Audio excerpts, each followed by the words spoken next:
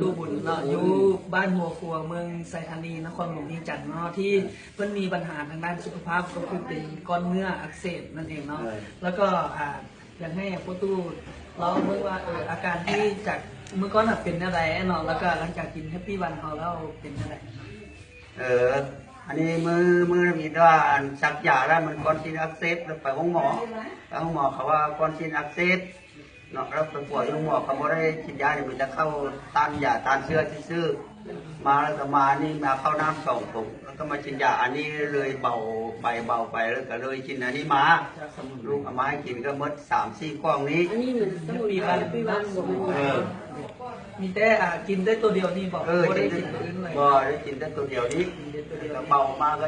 พออยู่จังซี่ละก็ยังจุกจิจุกจ้าไปจังซี่ละเมื่อก่อนนี่ต้องนอนกับที่เลยไว้อันนี้คือหมดหน้าหมดอันนี้ใครเมื่อวันสมัยงานได้เลยมือนี้ก็สามารถลุกขึ้นได้ย่างได้ไปได้มาได้มาได้คืออยู่อธิษฐานนี่แหละไปเที่ยวได้ว่าจะไปมันจะกล้องไปหาเมียก็ได้แล้วเนาะมัน5 กล้องวะมัน5 กล้องมันไป5 กล้องเหมือนกันคือตอนนี้เมื่อ5 กล้องแล้วก็สามารถลุกขึ้นย่างไปได้มาได้เนาะไปได้มาได้ก็ทำไปรู้สึกว่ามันดีขึ้นนี่กินจะกล้องมันดีขึ้นห่วย5 กล้องนะ5 กล้อง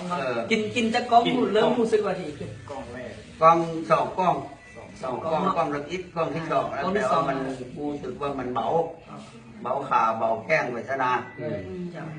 ตอนที่2รู้สึกว่าดีขึ้นเลยขอขอบใจพ่อตู้เนาะที่ให้กำลังใจกับศูนย์สมุนไพรแฮปปี้วันของเราเนาะฝากได้เนาะสำหรับคนที่มีปัญหาทางด้านสุขภาพเราเพราะว่าที่เป็นโรคเบาหวานโรคข้ออย่างต่างๆเราก็สามารถแบบติดต่อสอบถามกับทีมงานของพวกเราได้เนาะว่าเราก็มีทีมงานคอยให้คำปรึกษา